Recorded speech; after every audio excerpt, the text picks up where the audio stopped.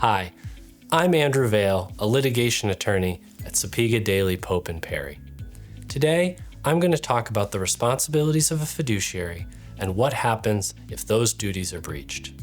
First, let's review what a fiduciary is and some of their typical responsibilities. A fiduciary is a person who legally manages financial affairs for the benefit of someone else. In terms of estate planning and probate, a fiduciary could be your executor, your trustee, a power of attorney, or guardian, as each of these roles assumes the management of another person's money or property. A fiduciary is obligated to protect the interests of people entitled to the assets of a trust or estate, to disclose all material facts to the beneficiaries of the trust or estate, and to exercise the degree of care that a reasonably prudent person would devote to their own affairs. Now let's talk about what could constitute a breach of fiduciary duty. Here are a few examples.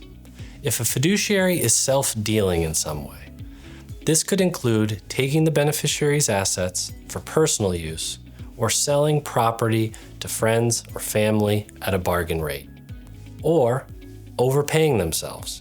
While fiduciaries are allowed to receive payment for their services, excessive compensation is considered a breach of fiduciary duty. Also, making poor or improper investment choices, or intentionally pilfering or stealing assets may also be considered breaches of fiduciary duty. Ultimately, if a fiduciary does not act in accordance with legal and ethical standards, that fiduciary may face liability exposure and lawsuits. In a breach of fiduciary duty situation, a lawsuit needs to show three things. Number one, a fiduciary relationship is established. 2, there has been a breach of that duty.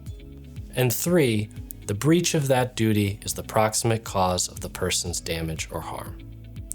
If you think there's been a breach of fiduciary duty, or you need help navigating this type of situation, contact us to discuss your matter.